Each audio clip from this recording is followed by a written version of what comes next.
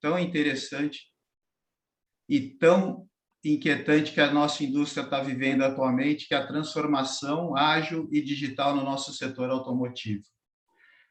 Eu sou o Fernando Turíbio, eu sou o novo head da divisão da automotiva do CETEC Consulting Group, e antes de entrar efetivamente no nosso assunto do nosso workshop, eu gostaria de estar compartilhando com vocês um pouco do que é a CETEC.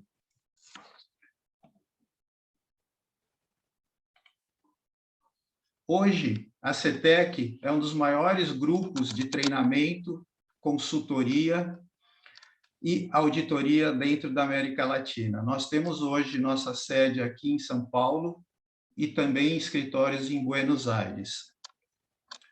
Ao longo nossa trajetória, desses nossos mais de 27 anos que estamos no mercado, nós já capacitamos mais de 315 mil profissionais, baseados sempre nas nossas consultorias, nos nossos treinamentos e também na interface que nós temos junto a vocês durante a auditoria.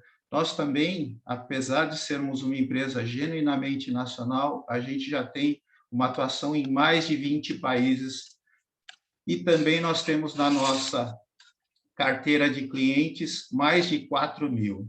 E com isso, nós temos trabalhado junto com vocês e a gente já gerou, ao longo desses projetos, junto com vocês, mais de 3 bilhões de receita para todos nós. Dentro da CETEC, nós também temos uma atuação bastante forte em todos esses segmentos, e principalmente vocês da automotiva, vocês conhecem muito a gente pelos sistemas de gestão, mas nós temos muito mais a oferecer para vocês, além do que o sistema de gestão propriamente dito. Nós temos uma consolidação e uma fortaleza muito grande nas áreas de Lean Six Sigma, produtividade, também nos métodos ágeis, toda a parte de qualificação da cadeia de fornecedores, uma gestão estratégica empresarial também bastante forte, desenvolvimento humano e organizacional e também uma parceria muito forte com inovação com algumas empresas.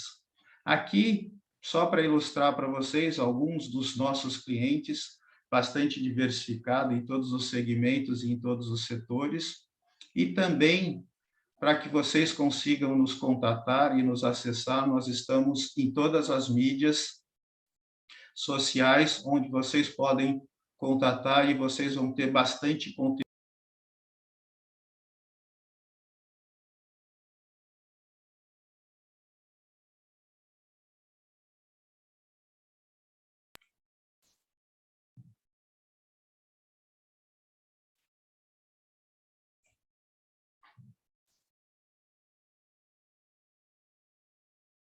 Dando continuidade agora, o nosso foco principal do nosso dia de hoje é a transformação ágil e digital no nosso setor automotivo. Hoje, no nosso setor, nos últimos 3 e 4 anos, a gente vem passando por uma das maiores mudanças na nossa história e que, se não bastasse isso para a gente, a nossa transição do motor a combustão para os veículos elétricos, nós temos também toda uma expectativa muito grande dos nossos clientes em relação à conectividade dos veículos, à condução autônoma, o apelo ecológico, que cada dia está mais intenso, e principalmente no nosso setor, está muito forte, e também a possibilidade de compartilhamento de todos os nossos bens. E toda essa expectativa é que está definindo o que o veículo vai ter que ter e que nós vamos ter que definir para esses novos veículos. Hoje, em meio a essa mudança sem precedentes no nosso setor de mobilidade, as montadoras e toda a sua cadeia de fornecedores estão precisando mais do que nunca acelerar a sua velocidade no mercado e se tornar muito mais receptiva às necessidades dos nossos clientes, especialmente no que se diz respeito aos recursos e serviços digitais proporcionados em nossos produtos.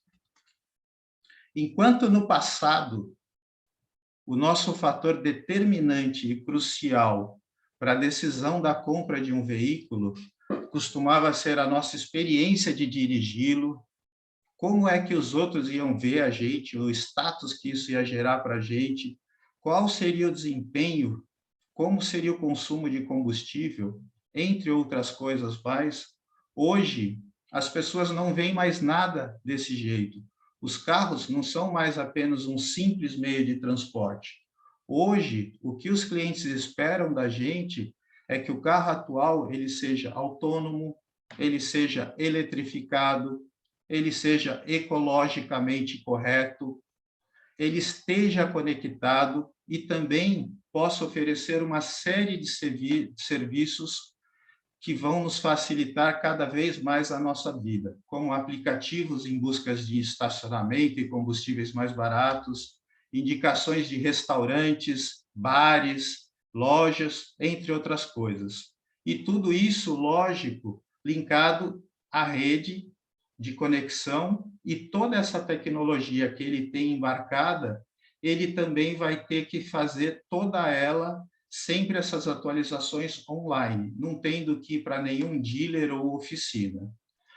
Para fazer todas essas novas atualizações, claro, a gente precisa ter também um ambiente muito bem protegido e seguro, onde nenhum risco a gente vai ter possibilidade de correr em relação a perder os nossos dados e ter os nossos dados compartilhados sem que a gente os conceda essa autorização. Hoje em dia, os nossos consumidores, eles veem os nossos veículos como uns smartphones sobre rodas. Exatamente isso. Nós temos grandes celulares andando por aí em cima de rodas. E hoje, a experiência no veículo e tudo que ele pode nos proporcionar é exatamente o principal fator que vai influenciar a decisão de compra de um veículo. A nossa indústria é uma indústria muito tradicional e ela vem cultivando toda essa abordagem sequencial de desenvolvimento de produtos há muito tempo. Há um bom tempo a gente faz essa sequência de desenvolvimento. E afastar-se disso vai ser um dos maiores desafios que nós vamos ter de enfrentar para conseguir alcançar a tão esperada e tão buscada direção à agilidade e à digitalização. É claro que a indústria sempre vai procurar inúmeras razões e motivos para justificar esse nosso processo centenário, porque todos os nossos produtos, eles são muito críticos, porque na realidade eles conduzem seres humanos, eles conduzem pessoas. E devido a isso, nós temos inúmeras regulamentações de segurança e também inúmeros requisitos governamentais e legais que devem ser seguidos e aprovados. E para que isso, e por causa disso, eles vão conseguir ingressar aos mercados e também serem comercializados nos nossos meios. É em função desse paradoxo sem precedente entre a expectativa dos nossos clientes atuais e a indústria, a história da nossa indústria, é que nós da CETEC trouxemos este tema para que a gente discuta hoje e agora a nossa ideia é estar compartilhando com vocês o que nós já estamos trabalhando com alguns dos nossos clientes nesse ambiente cada vez mais disruptivo e cada vez mais desafiador para todos nós. Eu gostaria agora, antes de passar para o Gilberto dar continuidade e a gente abordar o nosso primeiro tema desse workshop, eu gostaria de pedir para todos vocês que qualquer dúvida, qualquer pergunta, qualquer questionamento, por favor, coloquem eles via chat, que no final do workshop a gente vai ter um tempo dedicado para a gente estar fazendo todas essas respostas junto a vocês. Agora, eu vou estar passando a palavra para o Gilberto. O Gilberto é o nosso Country Manager da Practia. A Practia é o nosso braço de tecnologia e ele vai estar compartilhando com a gente todo o seu conhecimento nesses dois assuntos que a gente vai estar abordando agora, que é maturidade, indústria 4.0 e também a digitalização na indústria automotiva. Gilberto, passando para você agora. Obrigado a todos e bom workshop a todos nós. A partir de agora, está com o Gilberto. Turíbio, muito obrigado. Obrigado pela abertura. Boa noite a todos. Espero que estejam bem, seguros, me ouvindo bem. Eu vou projetar a minha tela nesse momento. Só confirmem. Você precisa só parar de projetar. Exatamente. Agora deve aparecer a minha tela.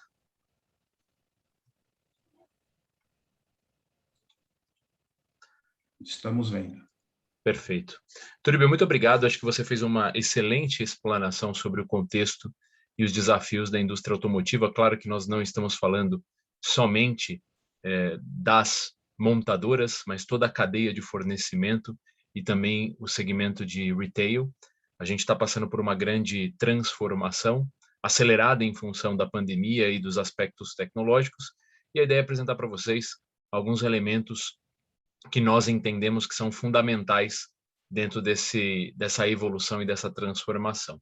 Me apresentando, eu sou Gilberto, podem me chamar de Giba, eu sou o Country Manager da Practia aqui no Brasil, uma empresa de 26 anos, nós somos o braço tecnológico do CETEC Consulting Group, e fiquem até o final dessa palestra porque vai ter uma demonstração prática das tecnologias. Então, não só a gente vai falar do ponto de vista teórico, mas eu vou demonstrar aqui uma dessas ferramentas para vocês verem como realmente funciona o uso de tecnologia nos processos críticos, por exemplo, de uma indústria como automotiva. Só apresentando a Practia, né, aquele momento jabá, talvez vocês não conheçam o braço tecnológico da CETEC. Nós somos uma empresa de 26 anos, uma joint venture da Practia Global com o CETEC Consulting Group, somos um integrador tecnológico e a gente traz para as empresas as principais soluções de mercado dentro do eixo de automatização, de dados e de BI. Né? A gente trabalha com várias tecnologias e com esse QR Code você consegue acessar o nosso website, tá bom? Eu vou deixar os meus contatos ao final, então qualquer dúvida que vocês tiverem, enfim, precisarem de uma apresentação mais profunda, a gente vai ter aí e trocar contatos, tá bom? Tô vendo o Alberto aí, tudo bem, Alberto? Bom vê-lo. Legal, feliz de vê-lo. Muito bem, pessoal. Vamos falar um pouquinho do contexto do hoje, né? O que está acontecendo com as organizações em geral, especialmente dentro do segmento automotivo? A gente não vai falar sobre a crise de semicondutores, porque a gente não quer ficar sem cabelos, né? Mas a gente vai falar sobre aspectos importantes do ponto de vista da cadeia, do ponto de vista da indústria, do ponto de vista da tecnologia. Em geral, o que a gente percebe é o uso da tecnologia de maneira mais extensiva dentro das organizações.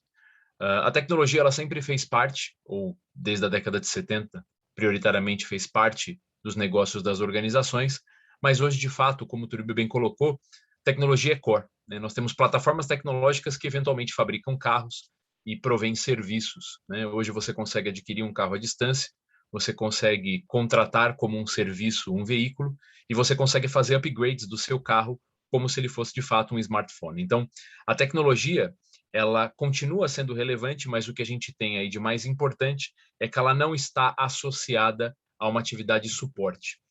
Pode parecer óbvio, mas na verdade isso afeta diretamente as áreas de negócio. Normalmente a tecnologia ela estava centrada na área de TI, na área de P&D, e hoje a tecnologia ela está distribuída entre as mais diversas áreas da empresa, sejam as áreas finalísticas, as áreas de produção ou as áreas de suporte. O que isso significa?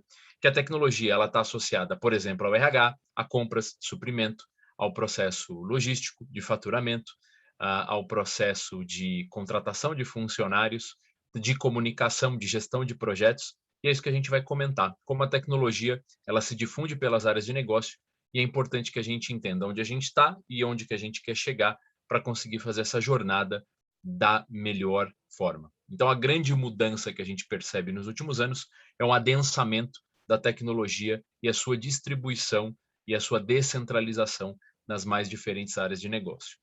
Por que isso é importante? Porque antes a gente podia demandar a tecnologia para a área de tecnologia ou, eventualmente, os temas de inovação para a área de R&D, pesquisa e desenvolvimento. Hoje é responsabilidade do gestor das áreas de negócio que conheça das tecnologias que são um fator crítico de sucesso para a evolução e o atingimento das suas metas. Então, novamente, a tecnologia dentro do contexto que a gente vive hoje, ela está descentralizada e dentro dos macroprocessos onde vocês atuam, seja eles qual forem. E quando a gente fala dessa mudança de paradigma, a gente precisa citar essa quarta revolução industrial, que é a chamada revolução digital. Se a gente pode caracterizar a quarta revolução industrial de uma única forma, ela é uma revolução digital. E o que isso significa? Significa que nós vamos coletar dados de maneira extensiva ao longo de todos os pontos de uma jornada de processos, para que, através desses dados, eu crie uma vantagem competitiva.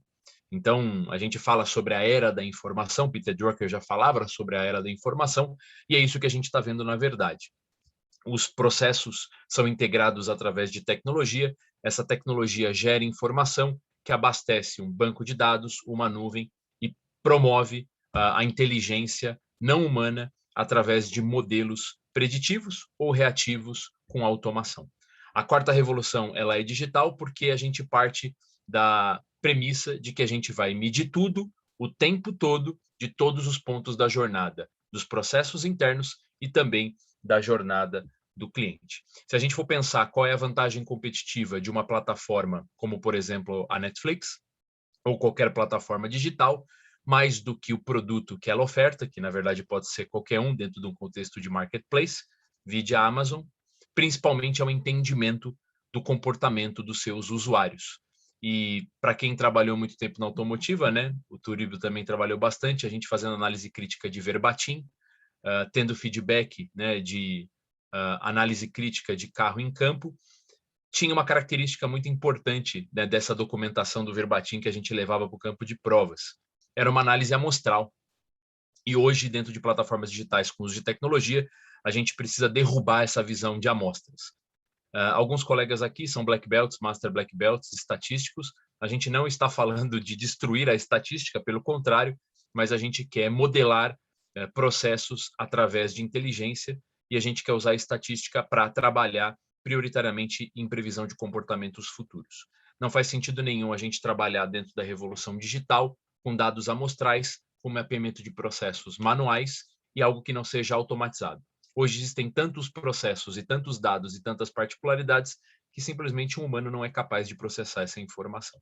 Então, qual o grande movimento da indústria automotiva e de todas as empresas em geral é se mover para a era de informação de fato, e a tecnologia é um meio para criar essa vantagem competitiva através dos dados e da informação. Essa é uma pergunta que eu faço a vocês. Existem de fato dados?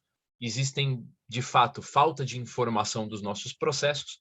Ou simplesmente eu não consigo acessar essa informação e utilizar essa informação de uma forma apropriada para criar vantagem competitiva, né? Claro que a gente vai continuar visitando a Gemba, claro que a gente vai continuar fazendo Kaizen, isso é tema da conversa com o Alexandre e com o Luiz, também com o Marcelo, mas é claro que a gente precisa evoluir dentro do cenário onde a gente tem dados e a gente tem tecnologia integrando os principais processos.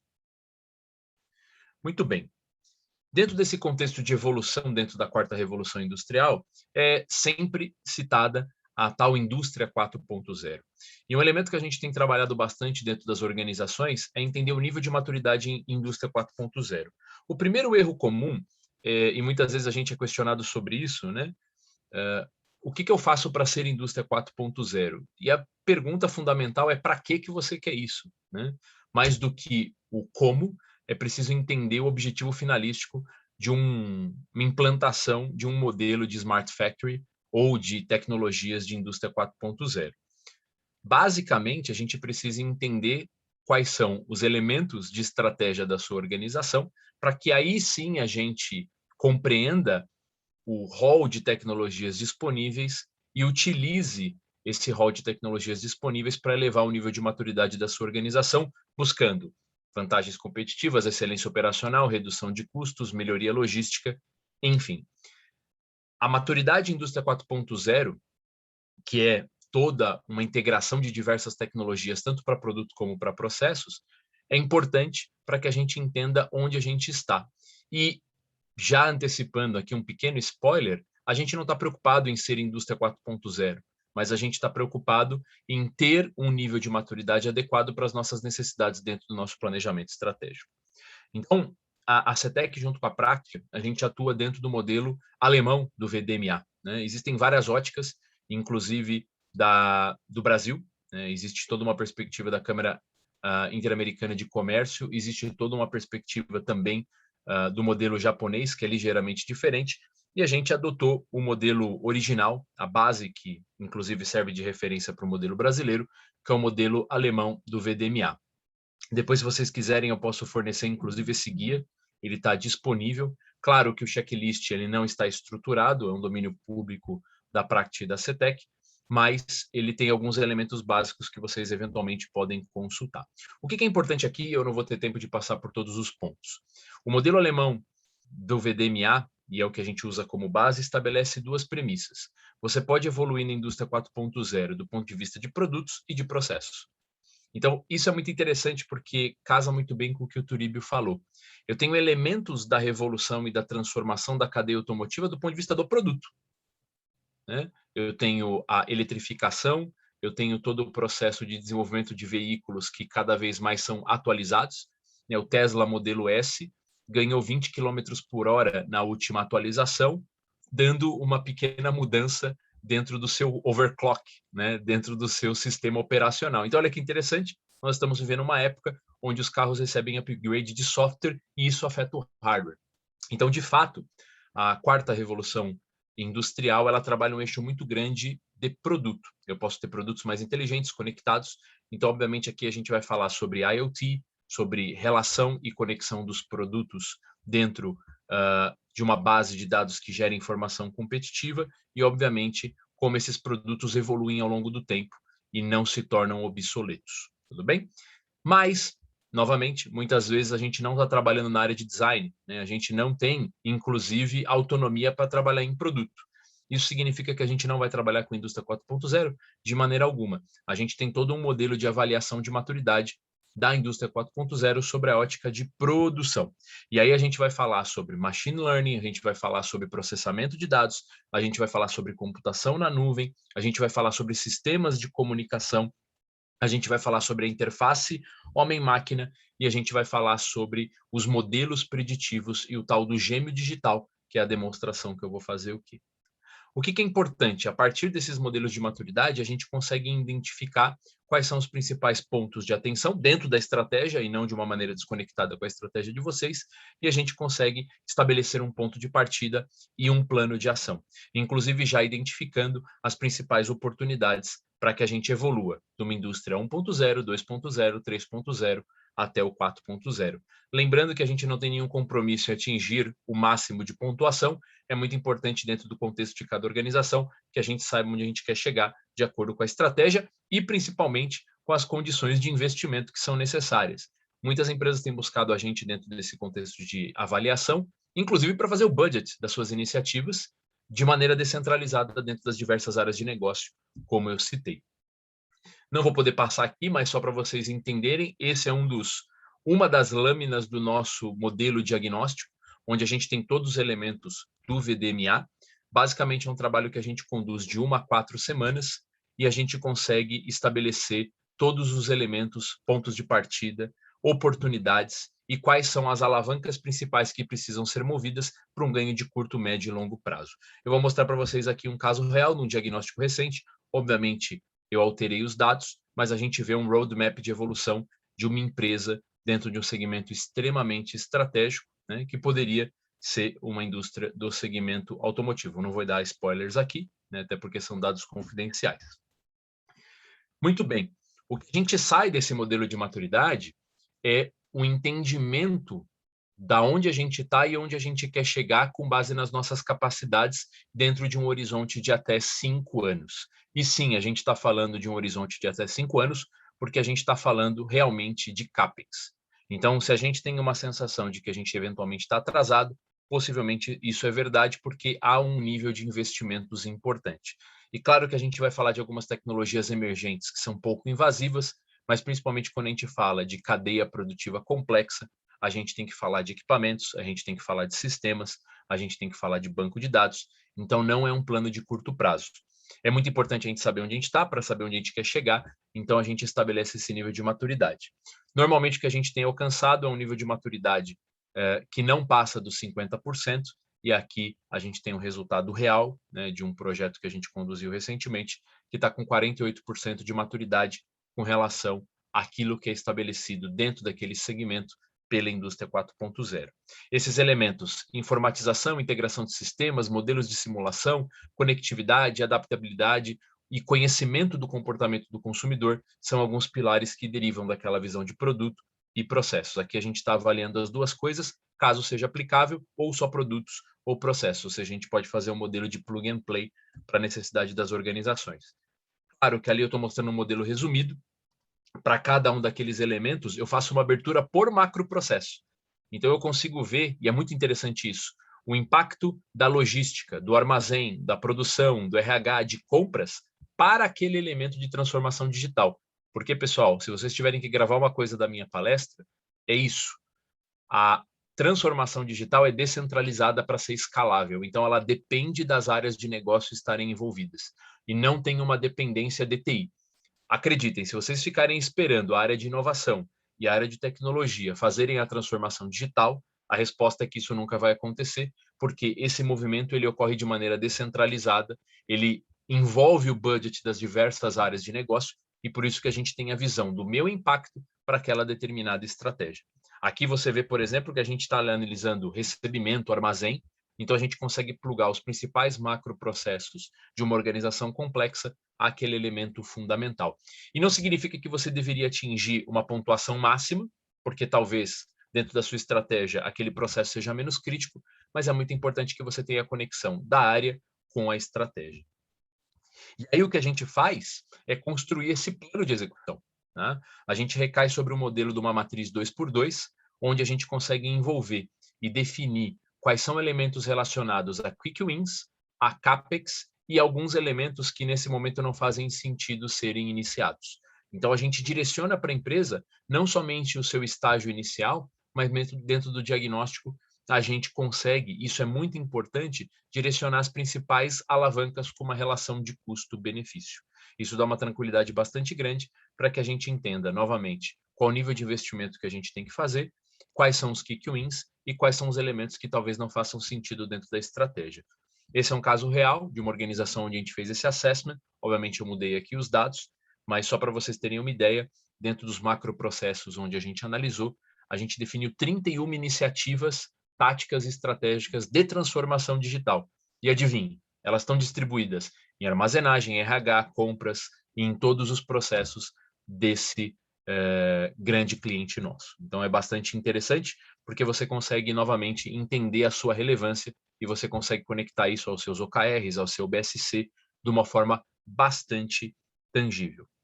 Só fazendo aqui um pequeno break, eu estou na metade da minha palestra, se vocês tiverem alguma dúvida eu vou ficar aqui até o final, então vocês podem colocar no chat, depois eu vou ficar aqui para responder diretamente para vocês, tá bom, pessoal? E o que é bacana? Essa foi um assessment que a gente conduziu no ano de 2020, durante a pandemia, e a gente consegue construir um plano de evolução. Então, a gente vai conseguir alcançar aquelas 31 iniciativas em 1 mês, 2 meses, 3 meses?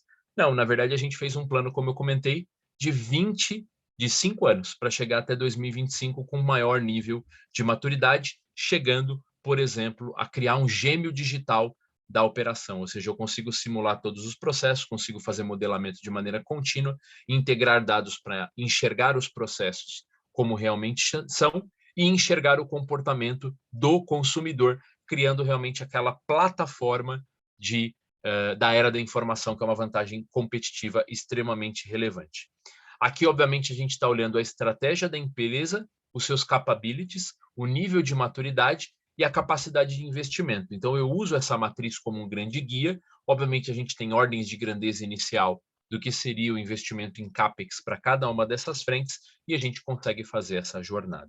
Né? Claro que isso pode ocorrer dentro de um determinado processo. Nesse caso aqui, a gente fez um diagnóstico de 4 semanas dentro de uma grande organização e aí a gente tem as ondas de investimento que vão balizar o planejamento estratégico dessa empresa pelos próximos anos. Tudo bem? Eu falei aqui sobre transformação digital em indústria 4.0 e o principal ponto aqui é a gente entender um modelo que está associado à digitalização de produtos e processos e que a gente tem um assessment de maturidade para definir onde cada um dos processos estão frente a essa estratégia. E eu quero comentar para vocês uma dessas tecnologias que são extremamente importantes e ela pode ser aplicada de maneira individualizada, standalone, que é a dos gêmeos digitais, que é o processo chamado, ou a tecnologia chamada de Process Mining, tá bom? Então agora eu vou mudar o tema, complementando e mostrando uma dessas tecnologias de como que elas podem ser aplicadas dentro de uma organização e no finalzinho eu vou fazer uma pequena demonstração para vocês, tá bom? Pois bem, o que é esse tal do Process Mining, né? O que é esse tal do gêmeo digital?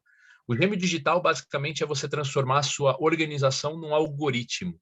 Eu não poderia resumir de uma forma mais sintética, mas de fato é isso. Eu vou coletar dados dos processos transacionais que estão sobre plataformas digitais, ERPs, CRMs, e eu quero conectar os dados desses sistemas a uma plataforma que possibilita eu entender, monitorar e simular. Por que isso é importante? Porque se a gente for analisar o paradigma onde a gente está inserido, os modelos de gestão têm evoluído, as tecnologias têm evoluído, mas quando a gente vai falar sobre o entendimento do comportamento dos processos, como a gente vai analisar desvios, como a gente vai mapear desvios, como a gente vai tratar eventualmente desvios, fazer simulação, para processos, a gente recai sobre métodos bastante antiquados, como, por exemplo, amostragem, né? E como, por exemplo, mapeamentos manuais. E não significa que, eventualmente, eles devam acontecer, e, obviamente, dentro de algumas especificidades, eu preciso fazer o mapeamento manual e eu preciso de amostragem, mas eu preciso do controle contínuo das minhas operações para detectar anomalias com outro patamar, com outra qualidade. Se tudo tem evoluído, as metodologias de gestão de projetos e de melhoria contínua e de excelência operacional também precisam evoluir para esse novo patamar. Quando a gente conecta sistemas de gestão, tecnologia e dados, a gente cria um gêmeo digital, ou se vocês forem procurar bibliografias, digital twin de uma organização. O nosso papel é escolher esses processos e ajudar com que as empresas façam esse movimento. Por quê? Jogo é jogo, treino é treino. Eu tenho a teoria, onde eu entendo que o processo ele segue um determinado caminho, mas a gente sabe as particularidades e como é um dia normal dentro da cadeia automotiva. Então, tem uma série de desvios, uma série de retrabalhos, uma série de caminhos críticos que não necessariamente são defeitos, né? Se a gente pegar, por exemplo, um processo de supply, dependendo do tipo de material, eu vou ter uma característica, uma regra de negócios, um SLA, um nível de aprovações diferente.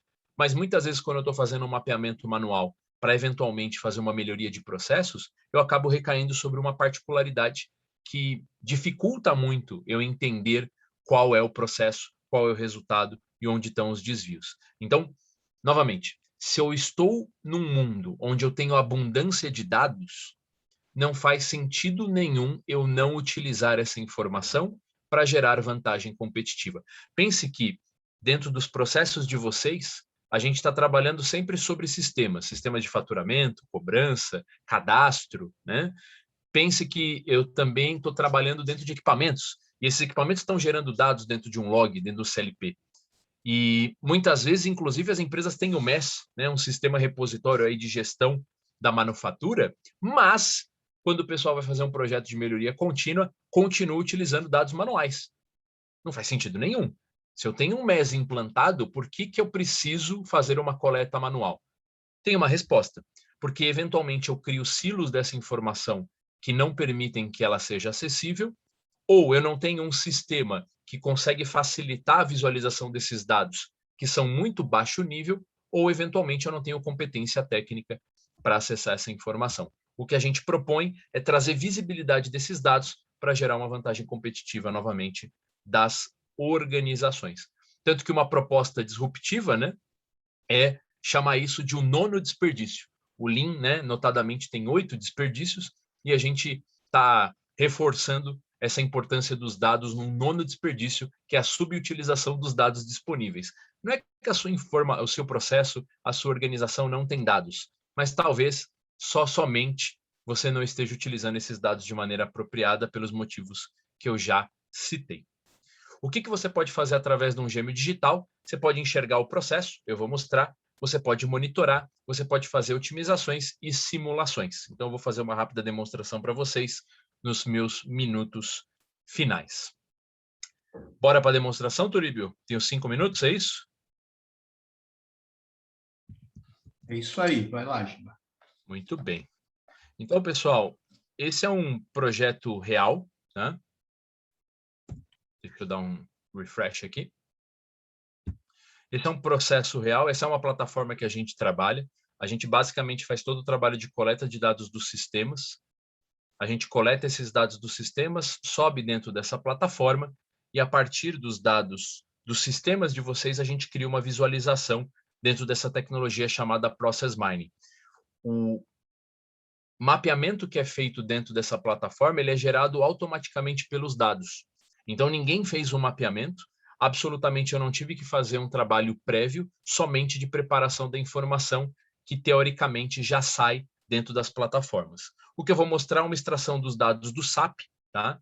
Dentro do SAP Ariba, de um processo de compras, desde a requisição de compras até o pagamento dos fornecedores. Então, primeiramente, eu vou mostrar para vocês como a gente acha que o processo é, né?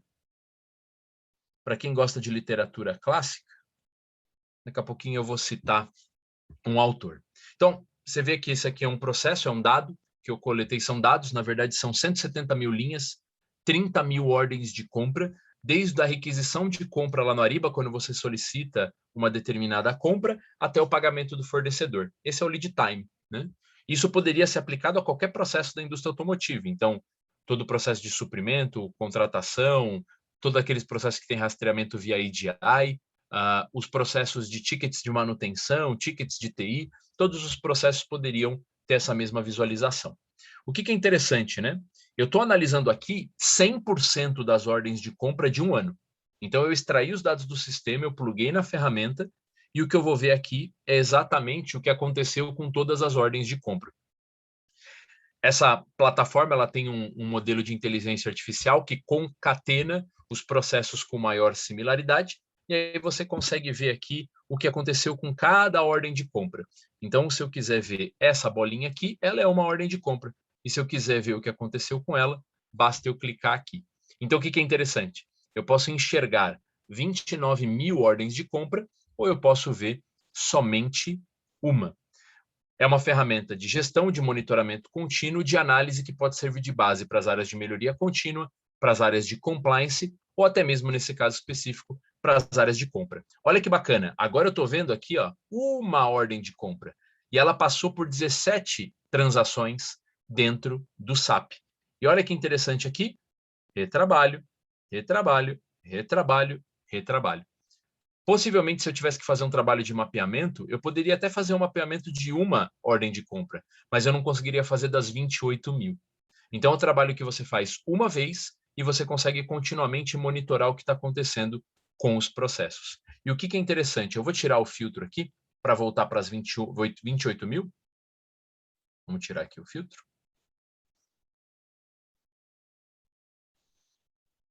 Olha que interessante. Eu vou voltar a ver as 170 mil linhas. E o susto que a gente toma, né, pessoal? Eu vou aumentar a resolução aqui. E aí, voltando à literatura clássica, né? Esse aqui é o 8º inferno do Dante, né? Porque olha como o processo é de verdade. Esse é um processo de compras real. Eu alterei a base de dados aqui do cliente. E você consegue enxergar que não existe um processo, mas existem talvez 28.806 processos. E aí, a partir desse tipo de ferramenta que cria um gêmeo digital, eu posso fazer monitoramento, simulação, eu posso fazer comparações. Eu vou mostrar aqui para vocês. Eu vou reduzir a granularidade. Eu vou reduzir a granularidade para a gente conseguir enxergar, porque senão a gente não consegue ler, né? O humano não consegue processar esse volume de informações. A gente não sabe nem mais o telefone do nosso vizinho, né? Que é tanto telefone. Olha que bacana. Eu consigo, a partir dos dados reais, eu consigo já criar um fluxo em BPMN. Então, para quem é aí a área de processos, né, eu já consigo criar um fluxo de processo mapeado com base em dados e não com base no mapeamento, né? Eu consigo criar dashboards de lead time, então eu consigo identificar gargalos, restrições, horas extras. É um sistema X9, né, Turíbio? Não tem como esconder aqui, porque eu estou olhando 100% dos dados. Não tem como. Olha que interessante aqui, Turíbio. Eu tenho na barrinha azul o processo de espera, e o azul é o touch time, né? Para quem gosta do Yamazumi Chart lá do Lean, né? Isso aqui é o gráfico de balanceamento. Então você vê que mais tempo se espera dentro desse workflow, uma ordem de compra, do que o touch time. Eu consigo ver o usuário que está fazendo mais horas extras, eu consigo ver o processo que tem mais atraso, eu consigo ver a volumetria, eu consigo fazer o dot plot, né? Para quem quer ver a variabilidade por etapa. Então, eu consigo ver aqui, por exemplo, a liberação da ordem de compras, eu vejo a variação por usuário. Olha que bacana. É um outro nível de patamar de utilização das informações que existiam. E esse é o pulo do gato. Eu não criei nenhuma informação. Ela estava guardada dentro do sistema. O que eu fiz foi trazer essa informação para que ela fosse utilizável. Só para fechar, e eu concluo aqui a minha parte, falando aí do modelinho X9, né? Olha que bacana essa visualização. Aqui eu estou vendo quem são os usuários que estão requisitando as ordens de compra e quem está fazendo as aprovações. E aqui eu posso, eventualmente, discorrer sobre uma determinada anomalia, uma utilização inadequada de usuário, né, por etapa de processo. E para quem aí é Black Belt, Master Black Belt, a gente adora fazer um dendrograma, né, fazer uma análise de cluster. E aqui a gente tem uma análise de cluster dentro do modelo de grafos para enxergar qual comprador é igual a outro comprador. Então, aqui eu tenho esse grupo de compradores que tem comportamentos similares dentro do fluxo. E aquele outro grupo tem uma quantidade menor, mas tem um outro comportamento dentro do fluxo de processo. A partir disso, por exemplo, eu consigo identificar e disparar ações de melhoria. Só para fechar, voltando aqui ao modelo, eu posso subir um modelo de referência para a plataforma. Então, eu quero definir o que é o ótimo de operação. O ótimo pode ser o mais rápido, o mais barato, com menos retrabalho. Tá? Eu consigo enxergar absolutamente tudo. Então, eu vou mostrar aqui o índice de retrabalho desse processo. Vamos ver. Será que ele vai me dar o retrabalho? Vai, olha que legal.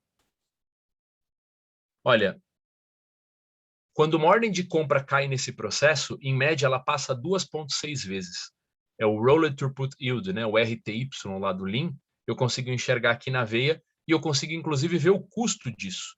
Então, se eu quiser ver o custo desse retrabalho, eu consigo colocar o homem-hora e eu consigo calcular o custo dessa operação. E eu consigo extrair esses relatórios, obviamente, para uma análise mais profunda.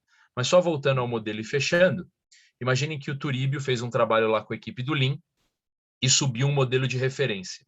Eu consigo fazer um upload desse modelo dentro do Visio ou do Visage, um fluxograma, e eu consigo comparar para ver se o real está batendo com o modelo de referência. Olha que interessante, eu consigo aqui, por exemplo, ver que somente 6.000 ordens de compra estão seguindo o modelo de referência. E tudo aquilo que está em vermelho aqui, pessoal, é um desvio. E eu consigo estimar o custo adicional desse desvio eventualmente. Tá bom? Então, é uma ferramenta muito poderosa, só para tangibilizar aquela questão da indústria 4.0, que é uma alavanca que você consegue acionar no curto prazo, dentro dos processos mais críticos da sua organização. Esse é um trabalho que a gente tem feito de maneira extensiva dentro da cadeia automotiva, dentro dos segmentos mais relevantes, e a gente entende que é super importante. Primeiramente, acelerar a transformação digital através dessas tecnologias que estão totalmente pautadas dentro das áreas de negócio, e são totalmente acessíveis, pouco invasivas. Basicamente, isso aqui é trabalhar os dados disponíveis com uma visão super poderosa. E o outro elemento que eu trouxe, que é a indústria 4.0, o nível de maturidade dentro do assessment que vai definir onde vocês estão e para onde vocês vão chegar. Tá bom? É isso, Turíbio. Falei bem rápido, tinha bastante coisa para falar, mas passo para você a bola, agradecer a todos e eu vou ficar aqui para responder as perguntas, tá bom, pessoal? Forte abraço. Perfeito, Giba. Como sempre, excelente. O principal de tudo é mostrar que isso tudo não está tão distante da nossa realidade. A gente está bem próximo e temos aí muitos exemplos, como você trouxe para a gente. Agora, vamos falar um pouco, mudar um pouco, sair da digitalização e vamos entrar para a agilidade dentro da nossa indústria. E para isso eu gostaria de estar chamando o Luiz. O Luiz é o nosso head de agilidade e vai estar abordando para a gente algumas das novas formas dentro das nossas organizações. Luiz, por favor, é contigo agora. Valeu, Turíbio. Obrigado, parabéns, Giba, pela apresentação.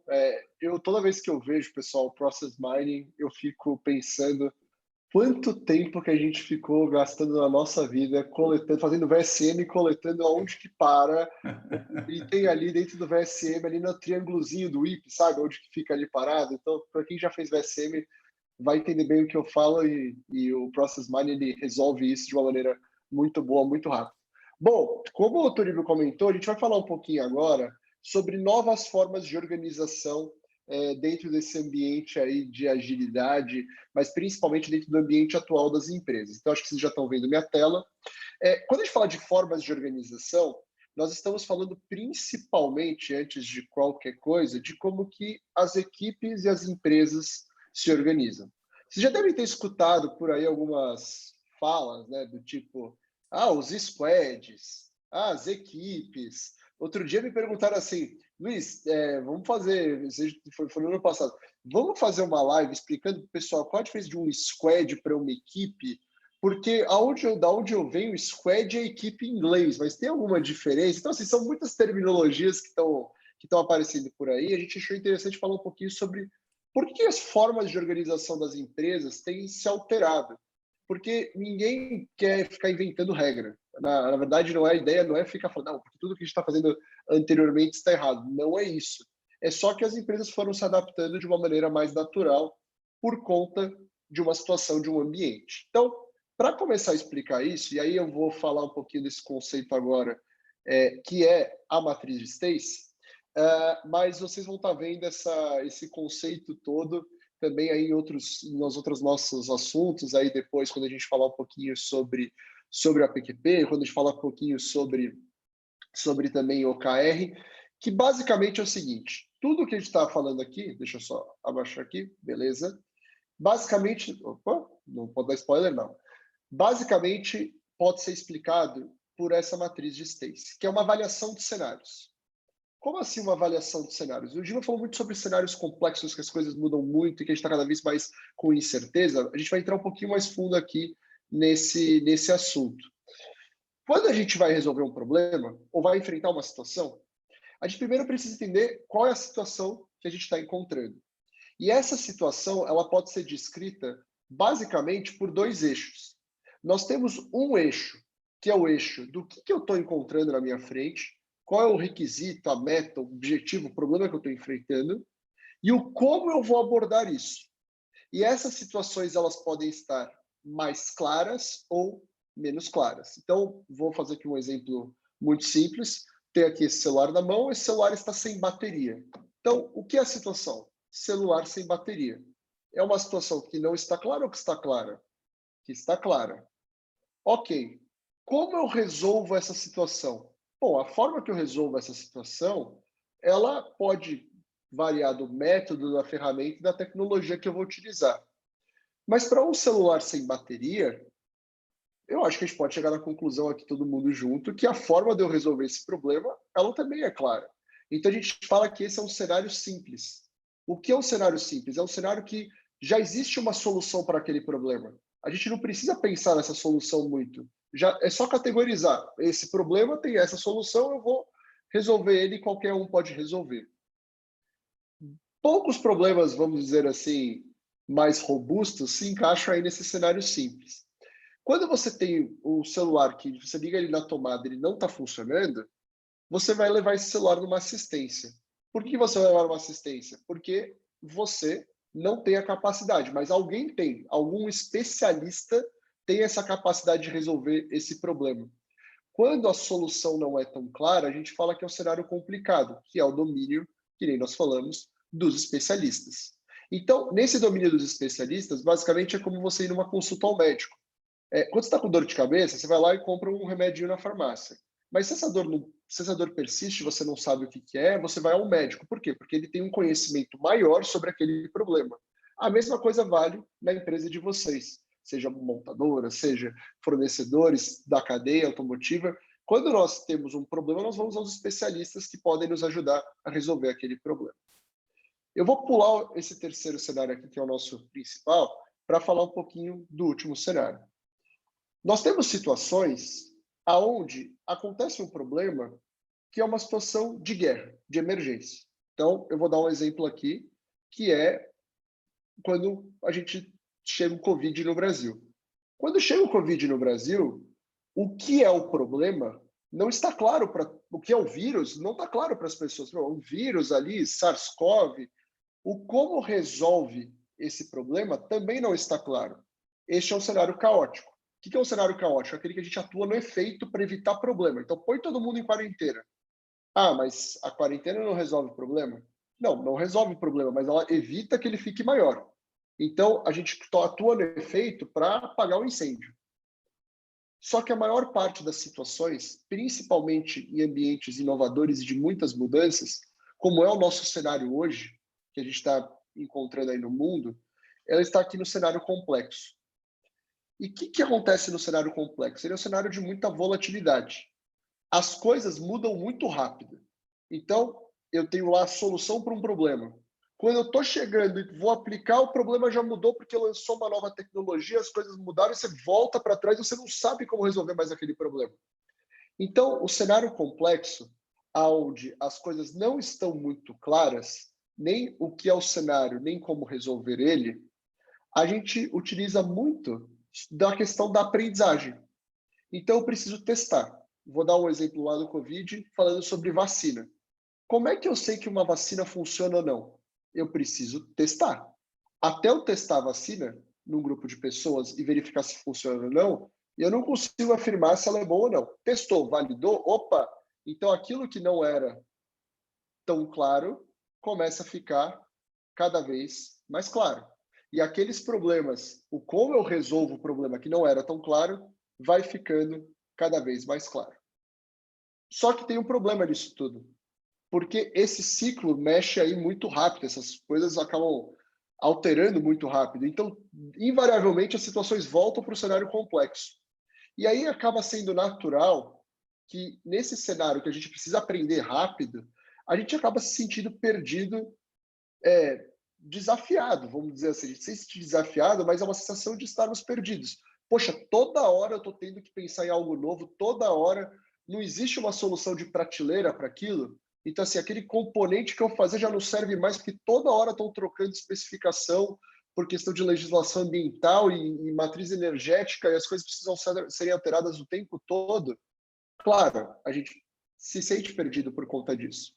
Nesse cenário, que é um cenário que a gente precisa cada vez mais trabalhar aí, falando já de agilidade, de uma maneira adaptável, ou seja, para corrigir, porque a gente está indo por um caminho. Ninguém está falando que aquele caminho é certo. Então, a gente precisa descobrir se aquele é o caminho certo. Ninguém está falando que tal vacina fosse funcionar. A gente precisava descobrir. Então, como é que eu consigo descobrir o mais rápido possível? Porque é diferente de você desenvolver algo pela primeira vez do que desenvolver um prédio, que você já sabe como desenvolve um prédio, como você constrói um prédio. Um prédio, você chama um arquiteto, chama um engenheiro e você sabe como construir o prédio. Agora, quando você está resolvendo um problema pela primeira vez, você está descobrindo se o prédio vai ficar em pé ou não. Então, como é que eu posso descobrir esses caminhos o mais rápido possível? As estruturas que nós utilizamos no dia a dia, tradicional, elas acabam não facilitando isso. Tenho certeza que isso não acontece na empresa de vocês, absolutamente, com certeza só acontece aí na concorrência, mas para tomar uma decisão um pouco mais arriscada, um pouco mais elevada, você, naquelas empresas na concorrência, com certeza eles têm que ficar pedindo bênção para um monte de gente, às vezes para a matriz fora do país, falar com o diretor, falar com outra pessoa, e são decisões muito rápidas, né? A gente precisa, acabam sendo decisões muito rápidas de serem tomadas. Eu conheço casos aí de empresas que, para aprovar, pedir a senha, uma nova senha, para um usuário conseguir logar e fazer gestão de estoque, são 3 meses. Então, assim, como é que eu vou lidar num cenário que tudo está mudando, que eu preciso pedir para todo mundo para fazer as coisas? Então, não estamos falando que o modelo tradicional está errado, de como as empresas se organizam. Nós estamos falando que ele é um pouco incompatível com o que nós encontramos hoje. E como é que o pessoal acabou se adaptando muito, vendo o pessoal de tecnologia principalmente, e que as empresas estão cada vez mais migrando para essas formas de organização? Com uma estrutura, vamos dizer assim, de células, mas são células como se fossem times autônomos. Então, como é que é a estrutura tradicional de uma empresa? É separada por áreas. Só que uma área, ela não decide nada, muitas vezes, sozinha, porque ela é um silo, ela é parte de uma estrutura. Então, o que o pessoal de tecnologia começou a perceber é nós deveríamos ter mini empresas. O que são mini empresas? Que conseguissem colocar alguma coisa para funcionar. E eu vou dar aqui um exemplo de empresas de telefonia, de telecom. Então, por exemplo, eu quero pôr aí um novo produto para ser lançado no mercado, uma nova promoção, ou então uma nova banda larga. Tá, quem que eu preciso para isso acontecer? Quais são as áreas que precisam estar envolvidas? Tá, precisa estar envolvido o marketing, TI, time de engenharia, financeiro, jurídico, tudo tem que passar por todas essas áreas para a gente conseguir lançar uma promoção na loja de uma empresa, de uma Vivo, de uma Claro, de que quer que seja a empresa, de uma TIM da vida. Você precisa passar por todos esses times. Poxa, se eu tivesse todo mundo junto, no mesmo lugar, pelo menos uma pessoa de cada área, com autonomia, não poderia ser tomada uma decisão mais rápida? Essa é a ideia. A ideia é você ter células que sejam não só multifuncionais, mas que consigam trabalhar com bastante autonomia. Isso são os squads, que a gente até vai explicar o que é. Mas, basicamente, você, ao invés de organizar por áreas, você organiza uma equipe multifuncional para ficar trabalhando quase que full time, para ficar gerando valor para a organização. E quem define o que deve ser feito ou não é um papel que a gente convencionou a chamar aí de PO ou de PM, de Product Owner ou Product Management, que poderia ser também de processo, não só de produto, que basicamente olha para aquele pedaço. Então, eu vou dar um exemplo. Eu sou head de agilidade. Eu olho para os produtos de agilidade. O que são os produtos de agilidade? Treinamentos de Scrum, de Kanban, consultorias. A ideia, assim, eu determino para onde que a gente acha que a gente deveria ir ou não, obviamente com a doença de todos, mas eu olho focado nisso. Eu sei que para um curso ser lançado, tem diversas áreas que precisam ser envolvidas. Não funciona só um pedacinho da engrenagem. Então, você montaria um time que conseguiria fazer esse pedaço da empresa conseguir andar sozinho. Essa foi a sacada que tiveram. Por quê? Porque é mais rápido. E num cenário que você está aprendendo, quanto mais rápido você aprender, melhor.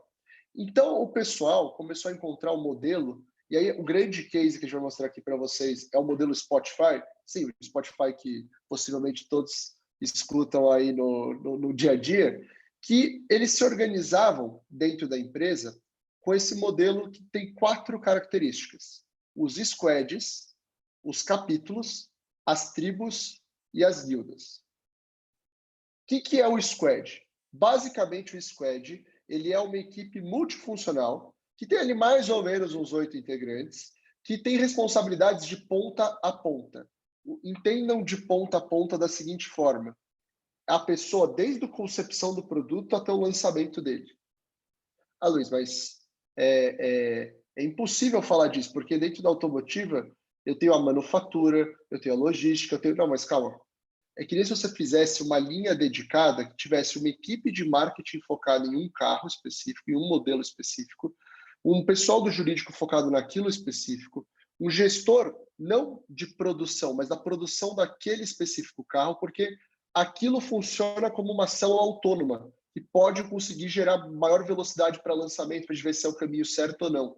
Isso para inovação funciona muito bem, porque você consegue percorrer toda a cadeia mais rápido.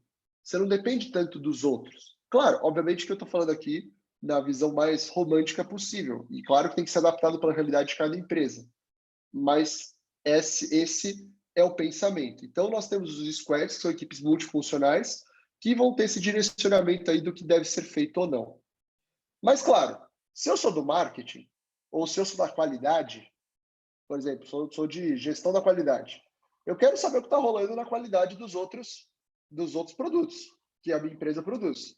Então, para não quebrar a estrutura da empresa de uma forma tão dura, se convencionou a fazerem os capítulos. O que são os capítulos ou os chapters? São as áreas de competência, como qualidade, engenharia.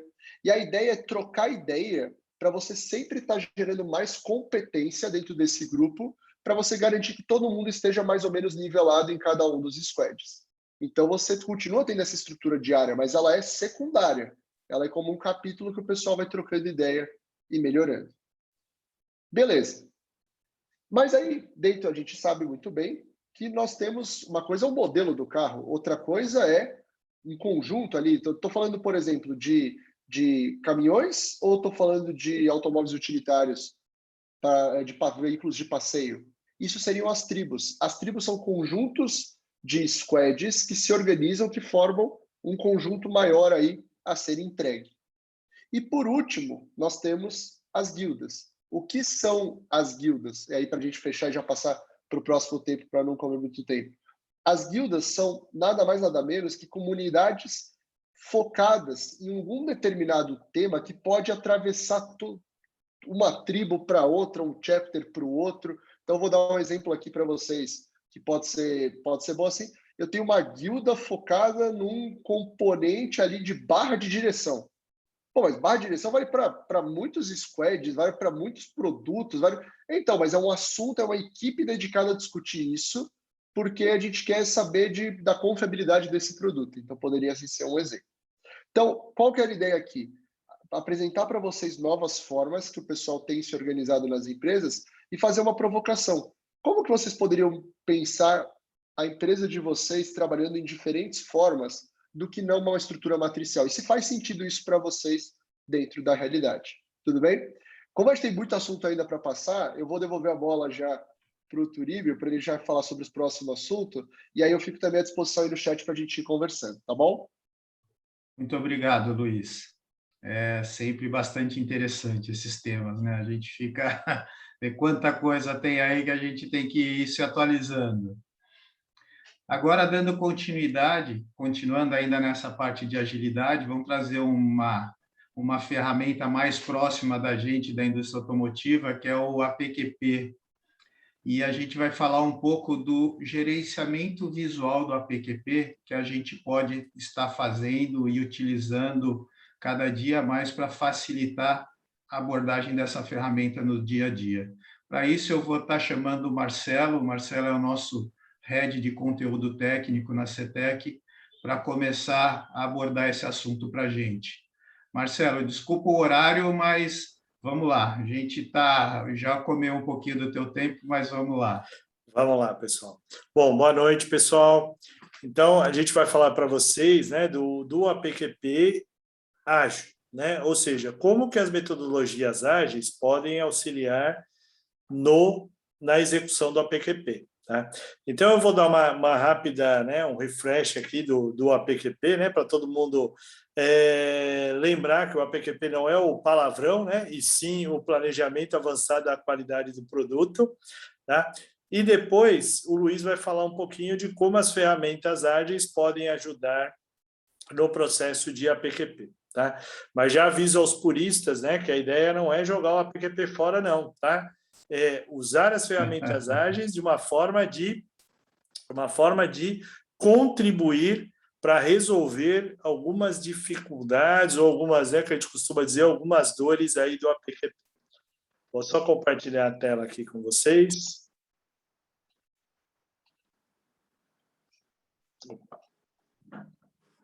Bom,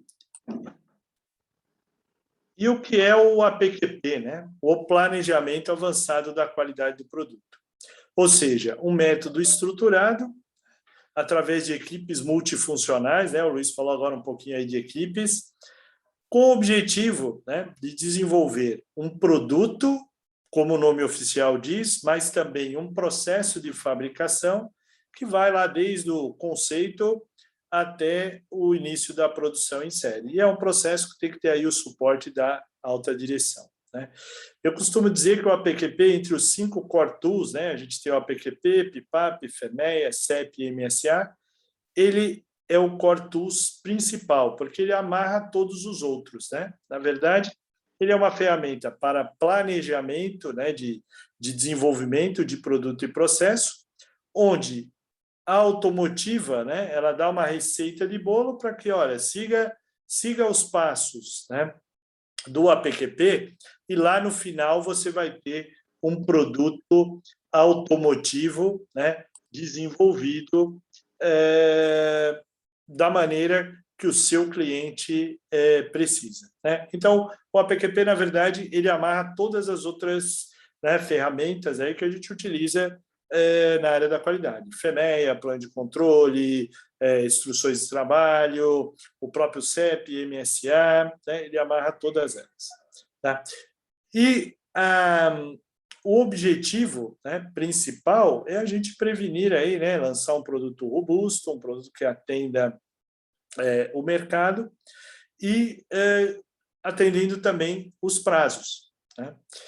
E ele é dividido também em fases, né? Então, ele tem lá o que a gente fala de fases do APQP, que é uma fase de planejamento e definição do programa, onde a gente vai entender o que a gente precisa desenvolver em termos de produto e processo, uma fase voltada ao projeto, né, e desenvolvimento do produto, uma fase voltada para desenvolvimento do processo produtivo para fabricar aquele produto, e uma fase de validação que valida tanto o produto quanto o processo produtivo, né? Essas primeiras 4 fases são as fases que fazem parte das fases de desenvolvimento, né? Aquele momento onde a gente está desenvolvendo um produto ou um processo para o cliente. Depois nós temos a 5ª fase, que é o pós, né? Onde a gente vai analisar o resultado, né? Se aquele produto, aquele processo foi desenvolvido de maneira correta, tá? Então, o APQP, como a gente viu, né, ele envolve uma série de atividades, ele tem ali um tempo de início e fim para ser concluído, tá? Então, ele precisa, né, de uma gestão adequada para, primeiro, né, coordenar toda essa equipe, coordenar todas essas tarefas, tá? E a gente cumprir aí os requisitos de qualidade e as datas de entrega dos deliverables aí do projeto, né, e do processo ao longo do desenvolvimento. Só que dentro da nossa experiência, né, no mercado automotivo, né, a gente está aqui com muitos consultores aqui da CETEC, temos pessoal aí, né, que atua aí no mercado automotivo, a gente sabe que esse processo todo ele tem algumas dores ou algumas dificuldades, né? E a gente listou algumas delas aqui, 3 principais, que depois o Luiz vai falar um pouquinho, como o APQP, como os métodos ágeis podem auxiliar aí no APQP. Uma é que, como existe um grande número de atividades, né, uma tendência é, durante o APQP, se focar nas atividades construtivas, ou seja, aquelas físicas, né, ou seja, construir um ferramental, fabricar as amostras, os protótipos, e muitas vezes, né, outras atividades acabam ficando em segundo plano, como desenvolver um plano de controle, FEMEA, os próprios controles estatísticos, análise dos meios de medição, tá? Então, muitas vezes, pelo acúmulo de atividades, uma falta de gestão aí dessas atividades, né, da fluidez dessas atividades, acaba se focando muito nas atividades construtivas e deixam as atividades de apoio para trás. Outra questão é a visibilidade. Muitas vezes, no APQP, a gente tem lá um gestor de projeto, um responsável pelo projeto, que muitas vezes ele tem a visibilidade do todo, daquilo que precisa ser feito com maior rapidez, menor rapidez, aquilo que é um deliverable urgente do cliente, mas muitas vezes aquela visibilidade não é desdobrada para o restante da equipe multidisciplinar, né? E aí a equipe acaba ficando meio que num voo cego, né? E muitas vezes vão gerar atrasos no APQP. E uma outra dificuldade, uma outra dor, é o retrabalho, né? Então, muitas vezes, atividades são realizadas, né? E aí elas necessitam ser realizadas novamente, considerando aí como se fosse um retrabalho, né? A gente, né, em vez de fazer certo da primeira vez, vamos ter que voltar e refazer uma atividade já executada, né? Então, quando a gente, né, vai dar aí os nossos treinamentos, nossas consultorias, nas nossas auditorias, né, que a gente fala aí das lições aprendidas, positivas e negativas, muitas vezes a gente se depara com essas dificuldades, tá?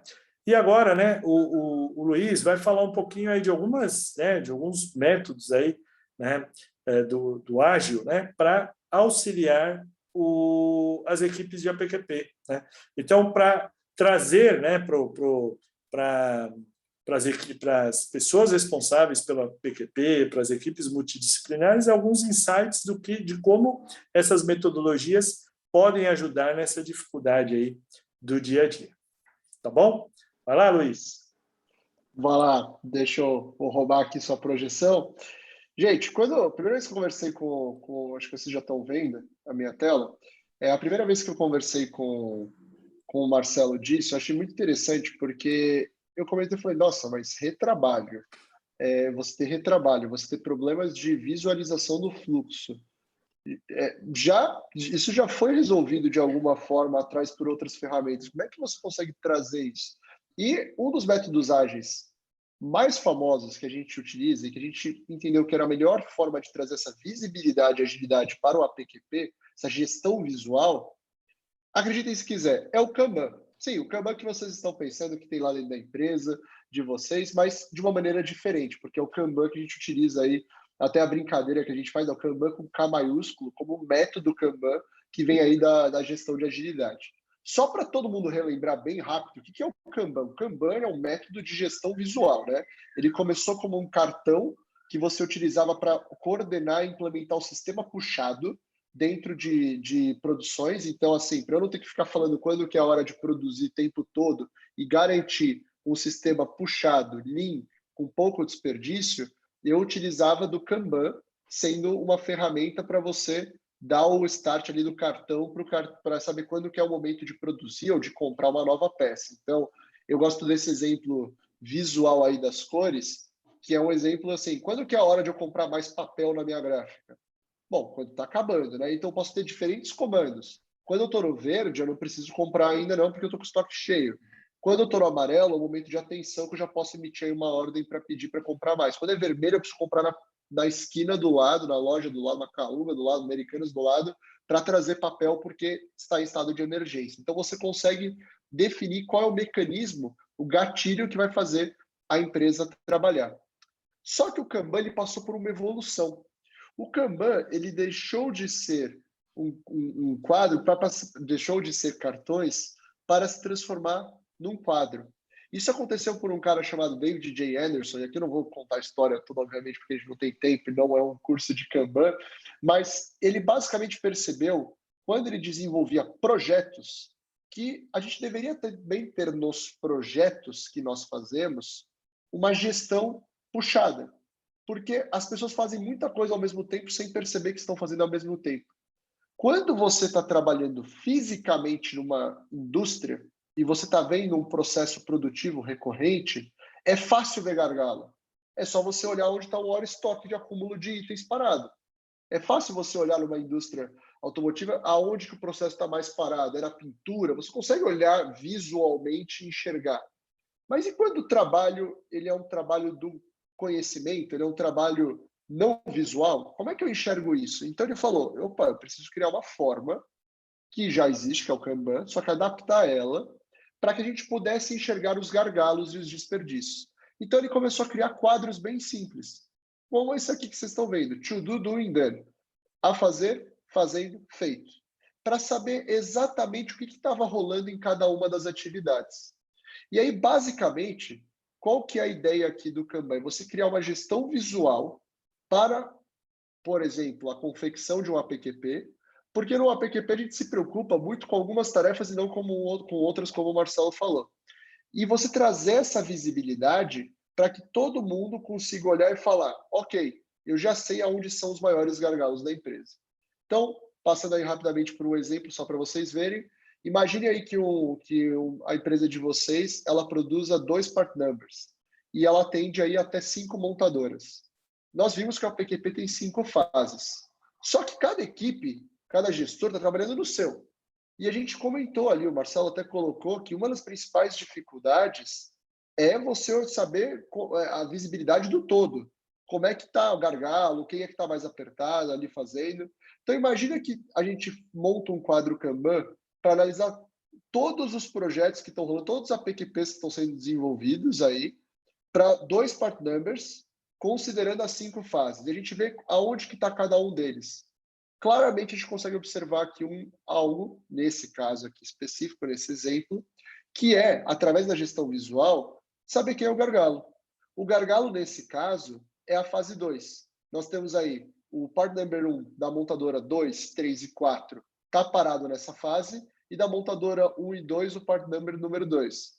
Quando você tem essa visibilidade, você já sabe, você como um gestor de todos os APQPs, quem que você deve ajudar. Por que está travado lá? Quais são os itens que estão lá? Então, só relembrando, né? Só para dar um exemplo. A gente está falando aqui de qual... Deixa eu colocar aqui. A gente está falando de qual item que a gente não está conseguindo. É o FEMEA? É o plano de controle? O que está travado ali, que precisa ser desenrolado, que está muito tempo parado aí, todos os itens? Então, o Kanban ele te ajuda a ter esse tipo de visibilidade de uma maneira bem mais clara. E a última ferramenta que a gente queria mostrar para vocês também, que é uma sequência do Kanban, é o CFD, não é CDF, é o CFD, que é o Cumulative Flow Diagram, diagrama de fluxo acumulado, que ele é uma ferramenta visual para avaliar o que está em cada um dos itens do Kanban. Semana a semana, dia a dia, como se fosse um filme. Então, percebam aqui, foi mapeado e coletado os dados de como é que estava o quadro do desenvolvimento aí dos APQPs durante 3 semanas. Na primeira semana, nós tínhamos aqui alguns itens que estavam na fase 1, alguns itens na fase 2, alguns itens na fase 3, alguns itens na fase 4 e alguns itens na fase 5. Ao passar para a segunda semana, nós tivemos um acréscimo muito grande de itens na fase 2. Porém, a gente não teve na mesma proporção um acréscimo para a fase 3, para a fase 4 e para a fase 5. Ou seja, parece que as coisas estão, parando aqui, né? Cresceu a barra do segundo, parece que a fase 2 engargalou ali um pouquinho o desenvolvimento. Quando passa para a terceira semana, pior ainda. Isso é muito bom. Não o que aconteceu, né? É muito boa essa ferramenta, porque claramente a gente consegue visualizar o quê?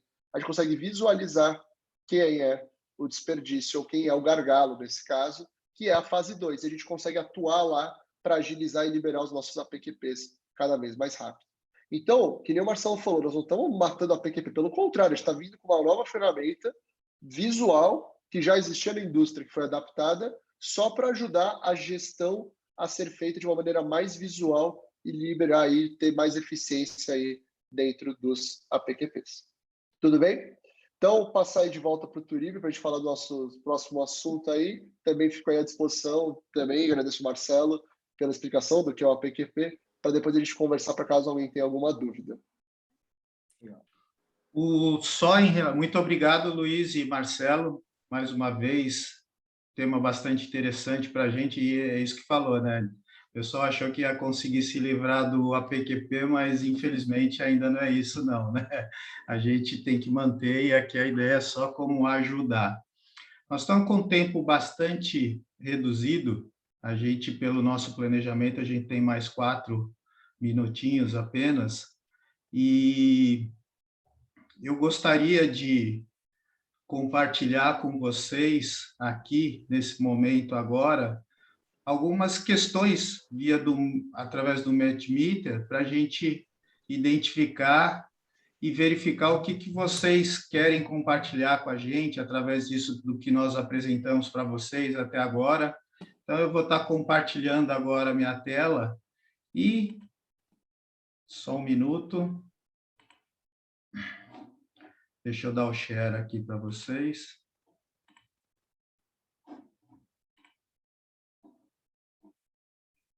Estão conseguindo ver minha tela?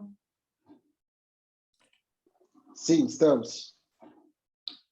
Então, eu queria compartilhar com vocês, para a gente ter vocês participando um pouco com a gente, e a gente agora responder algumas perguntas que a gente vai trazer aqui para vocês. Deixa eu lançar a pesquisa, já estão conseguindo ter acesso. Deixa eu só compartilhar aqui com vocês agora.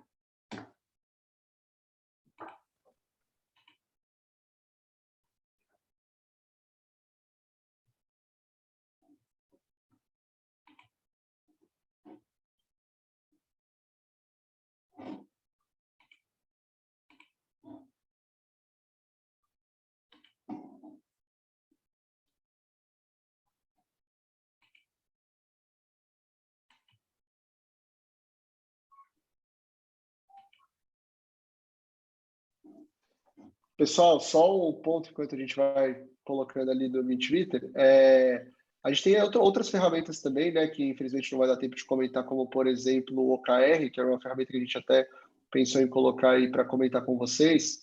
Mas temos aí dentro do nosso canal do YouTube, CETECnet, por favor, sigam. Nós temos vídeos explicando um pouquinho de todas essas ferramentas, vocês podem ver, e a gente se coloca à disposição depois também para tirar dúvidas, ver como que isso pode ser aplicado na realidade de vocês e os ajudar. A Vanessa já mandou muito rápido o link aqui para a gente no chat, tá bom? Exatamente, Luiz, é isso que eu ia estar comentando. Infelizmente, para cumprir o nosso horário junto ao pessoal, a gente deixou o OKR nesse momento, mas ele vai estar disponível para todos nós aí conectar. Agora aqui é a importância aqui para vocês estarem participando com a gente, por favor,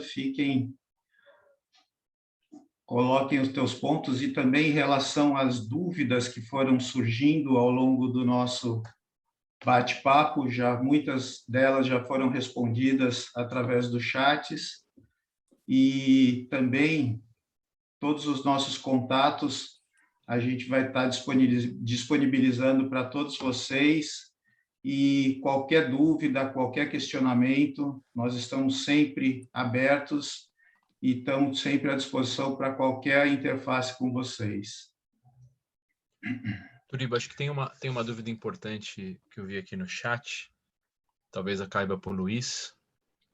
Qual o principal ganho da aplicação da gestão visual com Kanban no APQP? Né? E esse APQP ele estaria num War Room compartilhado, ele é digital, como é que vocês veem essa aplicação, mas qual que seria o ganho em termos de melhoria, né, do APQP em si com o uso dessa ferramenta?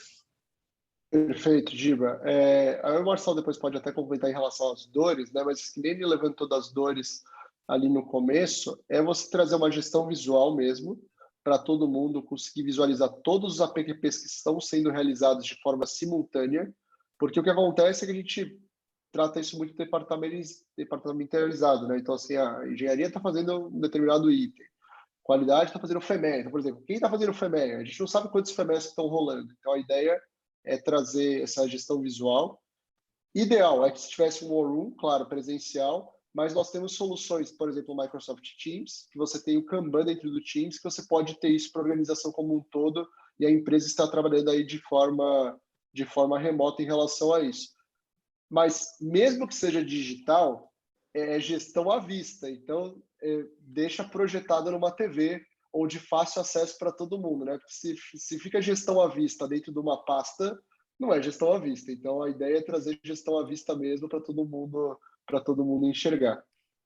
À vista de fato, né, Luiz? Exatamente.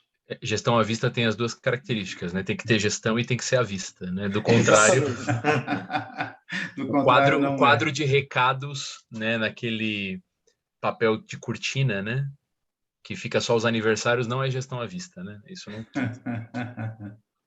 Fala-se muito sobre eletrificação, sobre forte influência europeia. O Brasil, entretanto, possui uma matriz energética diversa, já sustentável, né? Que seria a nossa matriz hidrelétrica. Considerando isso um cenário complexo, de que forma podemos utilizar metodologias ágeis para buscar inovações inovadoras e rentáveis? Acho que a pergunta, resumindo, né, como que a gente pode, dentro de um contexto complexo, utilizar metodologia ágil para gerar inovação dentro da cadeia automotiva? Quer responder essa, alguém? Eu é truco ladrão, né? Eu começo fazendo uma pequena reflexão sobre o que é inovação, né? Porque aqui o que você está colocando, Murilo, eu acho extremamente importante, é a premissa de que inovação é sobre produtos. E eu entendo que dentro do contexto brasileiro existe um espaço de criação e de inovação em termos de produto, mas principalmente, até pela característica da indústria, eu vejo muito mais o potencial de inovação em processos. Então, eu entendo que esse é um cenário, inclusive, muito mais fértil e muito mais rentável no curto prazo, porque senão a gente recairia sobre alavancas de P&D e outras coisas mais. Então, para a inovação é necessário certo grau de autonomia, né? Mas, com certeza, a gente tem, e o Luiz pode comentar, workshops de design orientados a produto que usam técnicas como QFD, e a gente faz simulações, enfim, que são bastante interessantes, que podem trazer uma perspectiva importante em termos de robustez, de novos designs, de design para manutenção, enfim, eu entendo que ainda existe um espaço também para produtos, mas obviamente só colocando a perspectiva de que inovação não é só produto, tá, pessoal? Você pode fazer inovação dentro das atividades de back-office e dentro das cadeias de fornecimento dos processos internos.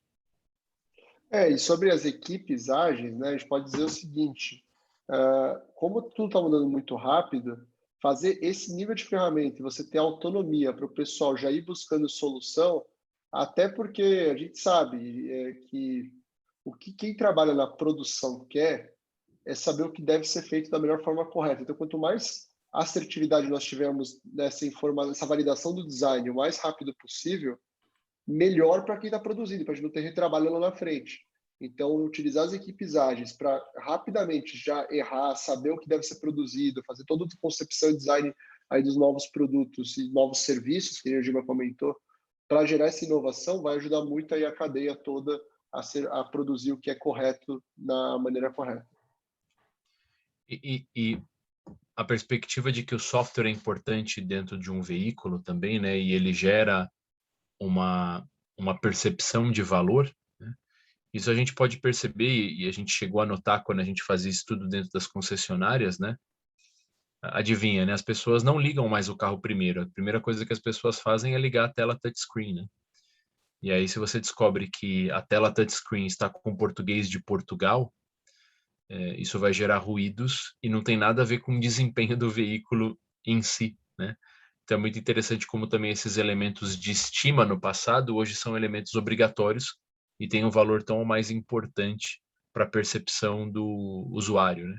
Eu estava devendo uma discussão sobre um veículo da Caoa Chery, né? Que evoluiu bastante em termos de qualidade e a gente também tem um relacionamento com a Caoa, né, Marcelo? E o pessoal estava questionando por que o mostrador tinha ponto ao invés de vírgula. Eu falei, olha que bom, né? A gente chegou nesse nível de detalhe que as pessoas questionam que o mostrador de velocidade ele não é um ponteiro, ele é digital e o ponteiro digital ele é em ponto e não vírgula. Então, que bom que é essa discussão, né? Que continue assim, significa que a gente não tem muito problema. Mas esse é o nível de detalhe que os clientes estão hoje, né? Exatamente, é aquilo que foi mencionado, né? A expectativa do que era é completamente diferente do que os nossos clientes estão buscando hoje em dia, né? Está muito mais exigente e com outras características focadas principalmente nesses detalhes mesmo. Tem tempo para mais uma, Turibio? Vamos lá, mais uma, acredito que dá. Deixa eu ver aqui quem foi. Foi a Josi? Foi a Josi. A Josi perguntou a diferença de BI e Process Mining, e a forma mais fácil de entender é pensar num carro mesmo, tá? Você tem o carro que tem o para-brisa enorme e o retrovisor pequenininho, né? O BI é o retrovisor, é pequenininho, você está olhando para trás normalmente. Você tem indicadores históricos e você está olhando basicamente métricas e KPIs, né? Esse é o paradigma do Business Intelligence. E quando você fala de Process Mining, você quer olhar para frente, né? Então você não está olhando, você não está analisando dados e indicadores, você está analisando o processo. Então você está acompanhando a transação do processo online e você cria modelos preditivos para o futuro. Então você está olhando para frente. Então o BI é importante, olha para o retrovisor, mas o Process Mining quer olhar para frente com dados censitários, tá? Então respondendo a sua pergunta, tá, Josi? Obrigado pela pergunta. E também, só aproveitando o gancho, acredito que tenha sido a própria Josi que perguntou, nós também vamos disponibilizar esse nosso bate-papo de hoje no YouTube, então vocês vão ter acesso a todo o que nós conversamos e discutimos nessa hora e meia durante o dia de hoje. Algum ponto por parte do nosso time, Luiz, Marcelo, Giba, para colocar? Adicionalmente. Tem um ponto. Só agradecer a todo mundo que participou. Muito legal ter a presença de todos aí. Estamos à disposição. Valeu, Legal, pessoal. pessoal. Também obrigado pela participação de todos. Estamos também à disposição para qualquer dúvida e esclarecimento, tá bom? Só o Alexandre, pedir desculpa para o Alexandre, a gente ia falar de OKR, o Alexandre é o nosso head de Lean Six Sigma, ele ia abordar o tema de OKRs com a gente, mas em função do tempo que a gente se estendeu um pouco, ele não conseguiu apresentar, mas muito obrigado, Alexandre. Por favor, se quiser fazer algum comentário. Só agradecer, né, a presença de todos, e como o Luiz já disse, a gente tem um vídeo, né, sobre o OKRs lá no nosso YouTube, então entrem lá, dá uma olhada, tem várias informações importantes, não só sobre o OKR, mas outros temas de agilidade e digital que a gente tem compartilhado com todos. E obrigado pela presença de todos aí. Muito obrigado a todos, nosso time e também a todos os participantes. Uma boa noite a todos e até o nosso próximo evento, se Deus quiser. Vamos ter novos e muitos e ter bastante contato com todos vocês ainda. Muito obrigado a todos. Boa noite. Boa noite, pessoal. Boa noite.